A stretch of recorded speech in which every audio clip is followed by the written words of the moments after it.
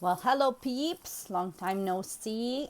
Today I will be doing another episode of our conscious eating, healthy eating habits series. And so today I chose one very peculiar habit that I think so many of us are not really good at, to be honest. And we have got this bad habit going on. Or I should say that maybe the way society dictates nowadays as to how we eat. I think a lot of us are making a mistake at this particular eating habit. So, ancient Ayurvedic texts say that one should not talk or laugh or be unmindful while taking food.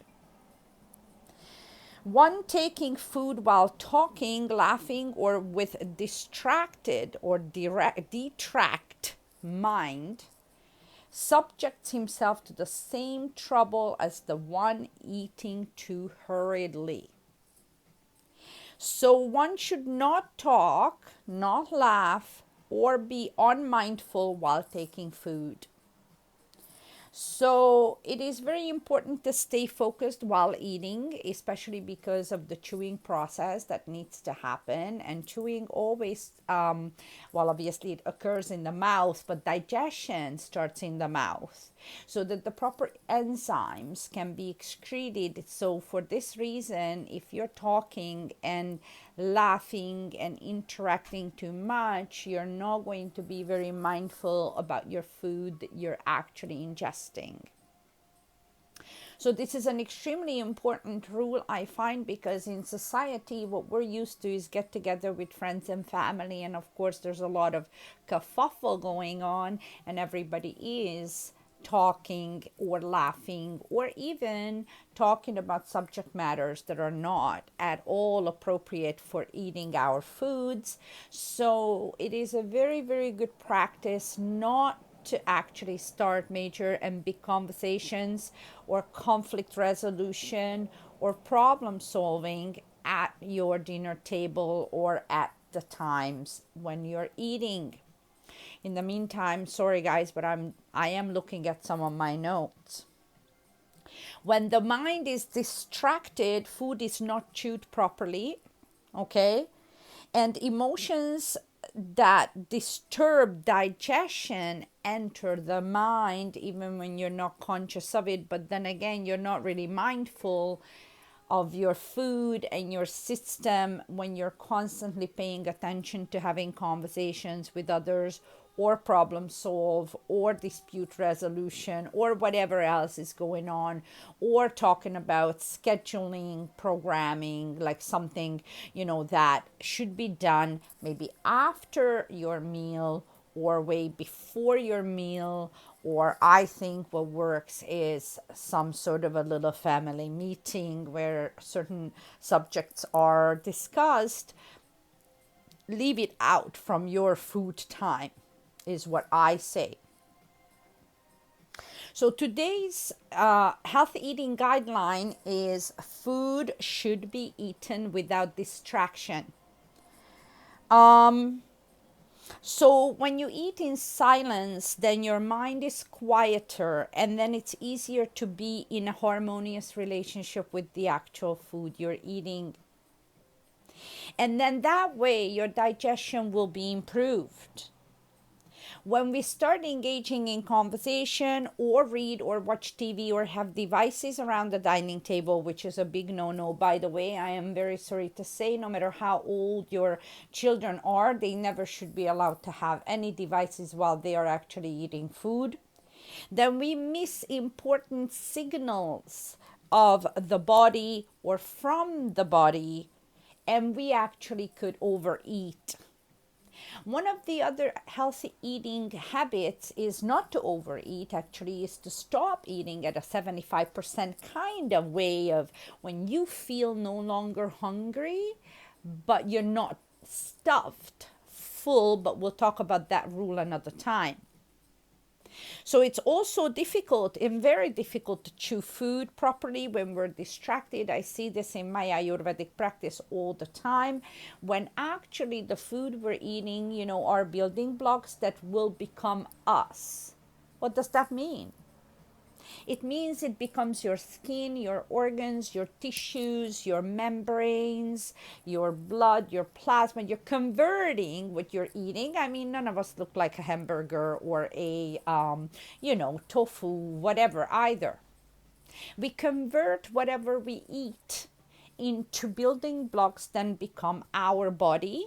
So we either produce quality tissues or we produce more but on quality tissues. So if you want to produce higher quality tissue but less tissue, that is your optimal way of going, then you're going to have to actually consider stop being distracted while you're eating as an eating habit, as part of your daily routine. So it's a very good exercise, and actually for all of these eating guidelines I've got super cool exercises. I'll talk to you guys about that also separately. But one is that you actually sit down on your own by yourself, especially maybe if you can do it when you're actually alone at home, and try a meal on your own and try to exercise it when there are no other people in your household, just for this one time. It's easier to do it for the first time when there's nobody else distracting you, so that you give yourself a go and a try at this healthy eating guideline.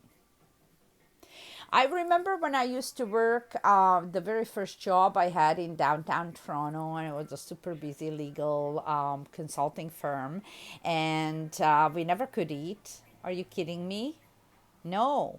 As soon as the fork came to my mouth, the phones rang, and all of us had to go run and pick up phones from all over the world, talking to clients, and no way we could ever digest or chew our food. And I remember actually even in those days, I complained about it to my boss at the time, and she said, "Hey, you've got lunchtime. If you've got lunchtime, use it, take it. If you don't want to be in the office, go outside." So we started going out, not necessarily to eat out, but to take our food and eat outside. So we took it to a park or something. And then that way we had that 1 hour for ourselves. And I remember we used to have this as a routine based thing, because as long as we stayed in the office, we could no longer eat or even finish one bite of food properly in our mouth. Then, of course, no surprise that so many moons later, I've had all these health issues, by the way. I didn't drink any water, I didn't hydrate whatsoever, and never ate properly either. So pretty much all day long, never ate properly, or if I ate something, it was hurried, like super hurried. So never digested, and did not convert properly to the building blocks of the body, which is really necessary for long-term health and wellness. I mean, in order to keep your food tract in order, your digestive tract or your food channel is a paramount issue in order for your mind to even be fully operational. So we actually have to do this. It's a super important rule, and very easy in the sense that if you're mindful, it's definitely not difficult, and it costs nothing. The other thing is not to have the TV, not to have the radio, not to have the radio even. Is that a word? Anyways, radio, TV, tablets, devices, YouTube, whatever. You're not supposed to do any of that. You're not supposed to have it plugged in. You're not supposed to have any of that. You're supposed to actually eat in silence, and it's best for the body that way. When you're eating with family and friends, you don't necessarily expect them to do the same conscious eating habit as you are doing, but you can certainly tell them that that's what you're doing and that you prefer not to be talked to. They can chat if that's their thing at best, even though I think that if you spread this healthy eating guideline out to your family, that's even more beneficial. But generally speaking, if you're at a place of work, don't expect everybody to be silent. I mean, it's not going to happen. But what you do want to do is just excuse yourself or sit separately from others if the kerfuffle or hustle bustle is bothering you while you eat. Actually, I'm finding myself that the more mindful I'm trying to be about my eating habits, the more it disrupts me when there is a lot of movement around me. Even if just a person just keeps walking in and out of the kitchen and the dining area at the time when I'm about to start eating, that energy is not even jiving with me well anymore. I really need to be centered with the space and the food. Also, most importantly, because honestly, a lot of air gets into the digestive tract when you're not paying attention and you're all talking while you're trying to chew. How in the name of the God can you actually have that eating you know reach its purpose? You can't, and so it's a faulty digestion being set up right at the front in the mouth, where it is critical for the enzymes to be able to sense and feel the chewed food so that it knows what kind of enzymes it needs to excrete for assisting your digestive processes. Do not start, like I said, any debates with anyone while you're eating. So, really, that was it for today that I wanted to talk to you about. Extremely important not to be distracted while you're doing your eating, even in a restaurant. I think it's extremely important that you ask for a particular table, a place where you feel comfortable eating your meal. You know, like some of those places where you go into a restaurant and you're expected to be seated and they seat you at this most unorderly, idiotic table that's like half, like right, like meter away from the washroom door, and some other things where all of the staff goes in and out and hustle bustle constantly because they're coming from the kitchen to the main area of the restaurant. That is not a go at all. Like, actually, tables should never be placed at places like that in a restaurant or in a public eating environment. But nevertheless, the same thing goes all across the board. Choose, habit number one, which we already talked about, is an appropriate place to eat.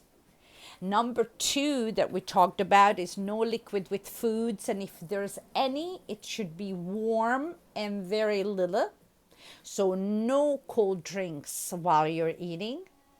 And number three, today, eat without distraction. Try to make sure that you are actually disrupted the least number of times, if at all. And by the way, go and plead to your employers to allow for proper lunchtime. 20 minutes is not a lunchtime. It is not, absolutely not acceptable for anybody to be eating their meal in 20 minutes. That's not eating, that's not digesting, that's setting a person up for a health problem. So you should actually plead to your employer if it's that you're working at a place where there's no proper eating habits in place or guidelines in place for the staff. Then you will make sure that you demand that and work with it. If you have to stay an extra few minutes at the end of the day, maybe it will cost you that, but make sure you have about 1 hour for your lunchtime if you cannot get an hour and a half. Because it's not only about the eating part, but it's also about the digestion afterwards. And when we stop eating, we shouldn't be running immediately into a heavy duty action, even if it's mind work, even if it's a boardroom. It's not a good idea, because now the body cannot digest properly once again, because it's launched into putting energy somewhere else immediately after your meal. So this was my episode number 3. So we did 4 so far. There was an introductory about food sadhana. Go and check it out. Then this is the number 3 rules. So there's 3 episodes so far. We're going to be putting this out on YouTube as well. The channel's name is, same as always, Wellness Wave Creations. And it was or she. I'm an Ayurvedic health counselor. I'm an essential oil specialist certified, and I'm a hydration expert, a Reiki master practitioner and teacher, and most importantly, an elemental healer. So I welcome you in my space here in British Columbia in Coquitlam, BC, where I actually see patient clients regularly on Tuesdays and on Fridays, as well as globally. Those are my appointment times for Tuesdays and Fridays. So you have to book them ahead of time, at least a week to two. Definitely book them because they're gone fast. The other days, I'm doing other parts of this business, which is a global distributorship of a wonderful health and wellness technology and other products, which actually reminds me that, damn, I don't have it in front of me, but supplements orders are going in this Friday, you guys. So anybody that needs magnesium, anybody that needs zinc, anybody that needs D or C or your basics. And you know that I am all about the elemental vitamins. You do not need to supplement the whole wide world, and you do not need to buy all of the vitamins of the whole wide world. I promise you, you do not. Actually, if you were to get a hair tissue mineral assessment, which is really cool, we take a clippings at the bottom of your hair usually and send it to a top a processing clinic in the United States.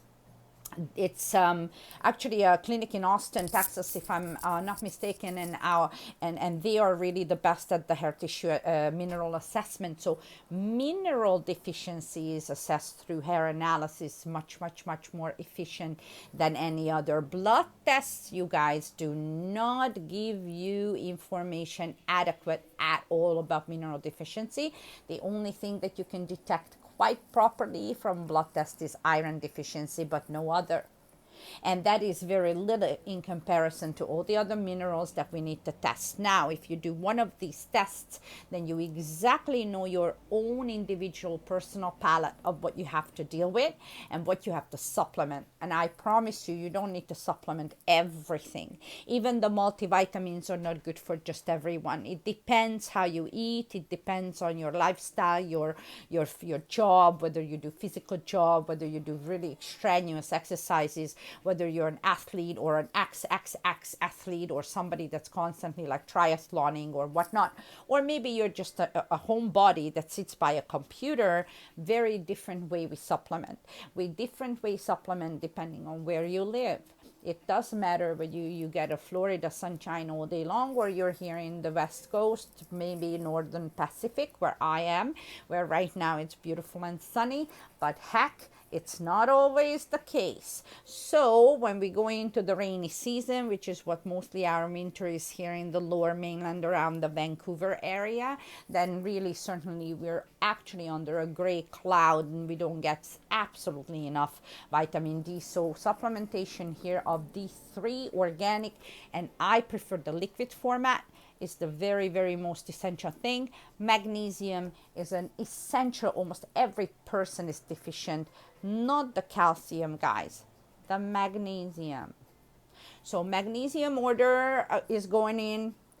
I know a few of you that already have indicated that you want some, and please remember this, that the purest quality products is what I recommend. I usually deal with about five major companies here in North America and in Canada who are supplements professional line, companies, very high quality, very good processes behind them. These products that I like to use with magnesium is from Pure Encapsulations. If you're a client of mine, you're definitely gonna come out a better deal than at any retailer. Okay, so magnesium, calcium, quercetin, Q10, whatever you need. I have access to hundreds of wonderful supplements. The thing is that we don't need all hundreds of them. Okay, so just focus on your elementals, the basics, hydrate, eat well, choose it organic, seasonal, and local. and let me know if you want any of your vitamins ordered or supplements ordered up. Okay, Friday this week, August 19th, I am going into the ordering. Okay, so let me know. And the YouTube channel is up and running, but I ended up having a laptop problem, you guys. So I actually have been stalled the last couple of weeks. I couldn't do all the works that I normally do. We have been trying to edit the videos and put them out in a very professional manner, but because of the lack of computer and a couple of software on that computer that kind of pooped up on me, it only will be done in the next few days time. I'm really hoping any moment by next week we should have it up and running, and I already have a few episodes ready for you on the YouTube channel.